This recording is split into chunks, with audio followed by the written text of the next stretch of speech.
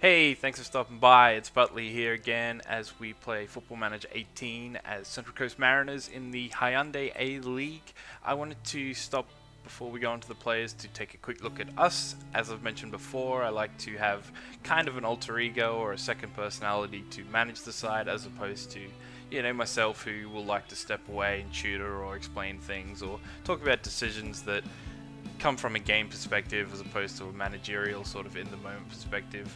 So our personality going to actually manage the side and have his name on all the paychecks is Daro McBride. He's a New Zealand international and he was born in Auckland. I'm not sure if they're particularly Kiwi sounding names, so I apologize to anyone who knows better and thinks that's just stupid. And I just wanted to go on and have a look at a few things about him and not necessarily explain sort of everything, but just a few ideas. The first sort of being that he's not a specific or a specialist coach in any area. He's just sort of a broad spectrum through all the disciplines there. On the right, I sort of have him as a motivator, which means he'll hopefully communicate with the players better. They'll listen to team talks. If he has a meeting and says these are our targets, or he tells someone to buck up their ideas, they'll hopefully listen to him a bit better. Mixed in with a bit of determination, so he can talk to the board and hopefully come along and say, these are the sort of things we need to focus on, or this is how we need to progress forward, or I need you to come to the table with this. I know that's quite a big thing in the A-League where finances are tight and things like that. Not sure how much that'll come up in game. So the point is with his coaching, he will just cover everyone else. I'll try and get some specialists in certain key areas and he'll just pick up the slack where needed. And lastly, I just wanted to take a quick look at, say, his contract. This page is pretty interesting. Important thing for me is probably in the top right-hand corner, the reputation, because you never quite know. In the A-League, you never quite know how you're stacking up against other managers in the world. And if you were ever trying to get jobs, say, in Europe, you would never know sort of how much chance you've got, and except, maybe judging by your reputation.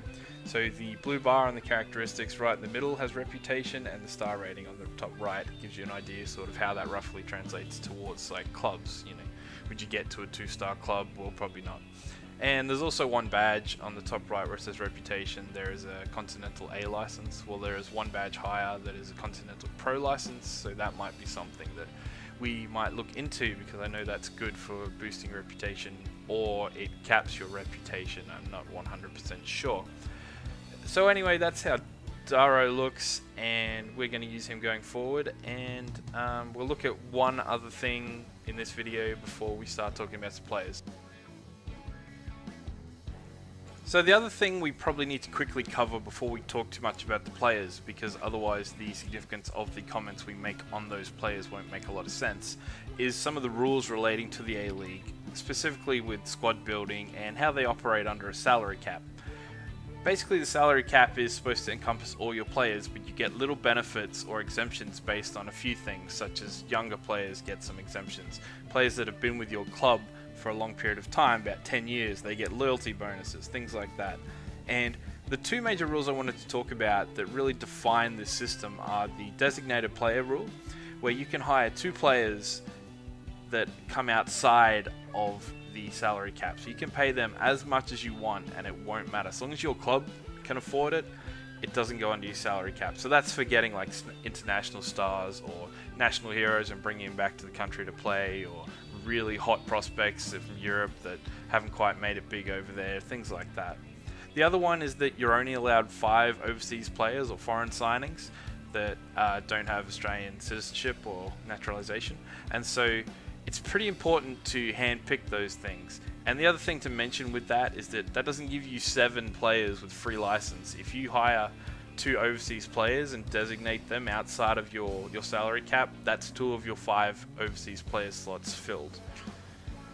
So anyway, that's about all I wanted to talk about regarding to that, just because we're going to look at some players next, and I'm going to be pointing at those things and saying, oh, he's an overseas player, he's a marquee player, this is why that's important, and hopefully now you kind of understand a bit of that. Thank you very much. Talk to you soon.